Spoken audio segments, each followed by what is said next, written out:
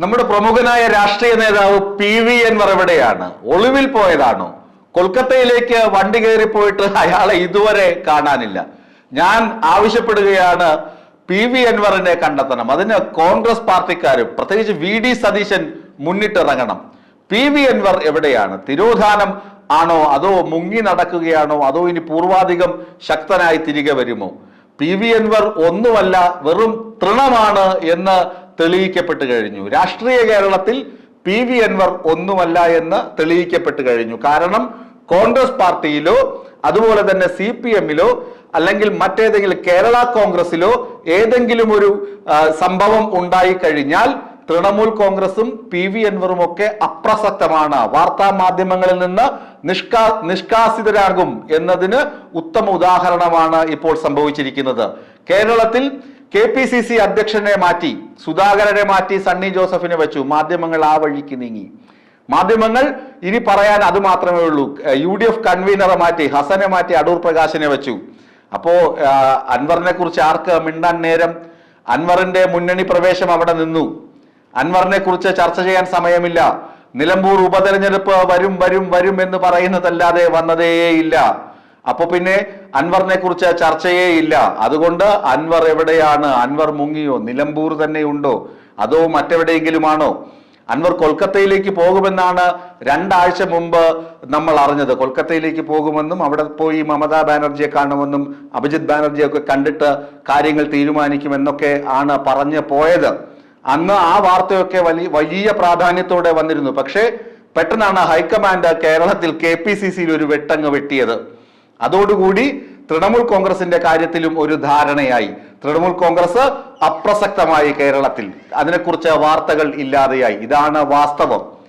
തൃണമൂൽ കോൺഗ്രസിന്റെ കാര്യം കട്ടപ്പുകയായി. അൻവർ കരുതിയത് എന്താണ്?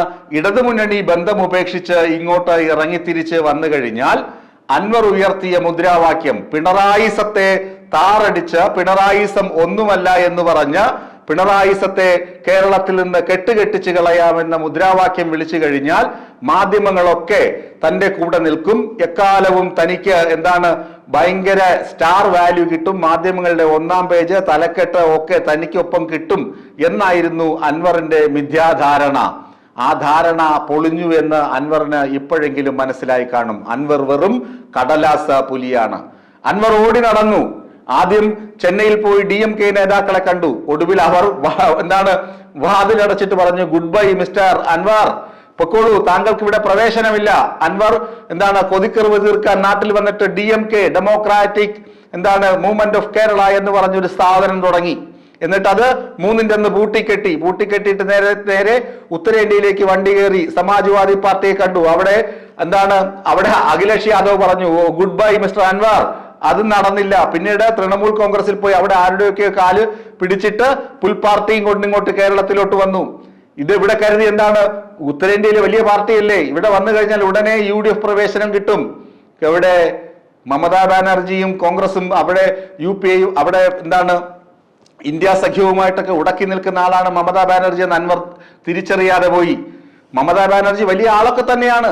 മമതാ ബാനർജിയെ പാർട്ടിയും വലിയതൊക്കെ തന്നെയാകാം. പക്ഷേ കേരളത്തിലും പ്രത്യേകിച്ച് കോൺഗ്രസിലും തൃണമൂൽ കോൺഗ്രസിനുള്ള സാധ്യത വളരെ ചെറുതാണ് എന്ന് അൻവർ തിരിച്ചറിയാതെ പോയി. ആ തിരിച്ചറിവില്ലായ്മയാണ് അൻവറിന്റെ ഈ രാഷ്ട്രീയ വനവാസത്തിനൊക്കെ കാരണമായി തീർന്നത്.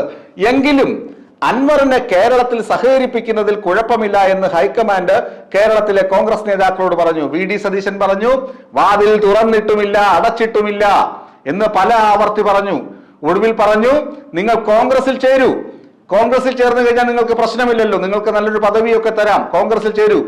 അങ്ങനെ ഒന്നുകിൽ കോൺഗ്രസ് അല്ലെങ്കിൽ തൃണമൂൽ കോൺഗ്രസ്, അങ്ങനെ 2 മനസ്സോടുകൂടിയാണ് അൻവർ ഒടുവിൽ കൊൽക്കത്തയിലേക്ക് വിമാനം കയറിയത്. വിമാനത്തിലാണോ തീവണ്ടിയിലാണോ പോയതെന്ന് നമുക്ക് ഉറപ്പില്ല. എന്നിട്ട് അദ്ദേഹം എവിടെ പോയി എന്ന് ഇതുവരെ അറിയില്ല. അതുകൊണ്ടാണ് ഞാൻ ആദ്യം പറഞ്ഞത്, അൻവർ എവിടെ പോയി എന്ന് അന്വേഷിക്കണം. അൻവറിനെ കാണാനേ ഇല്ല. മാധ്യമങ്ങളിൽ പണ്ടത്തെ അനിൽ സ്പ്രേയുടെ പരസ്യമുണ്ടല്ലോ, മഷിയിട്ട് പൊടി പോലുമില്ല കണ്ടുപിടിക്കാൻ. ഇവിടെ അൻവറിന്റെ പേര് ദേശാഭിമാനിയിൽ പോലും കാണാനില്ല.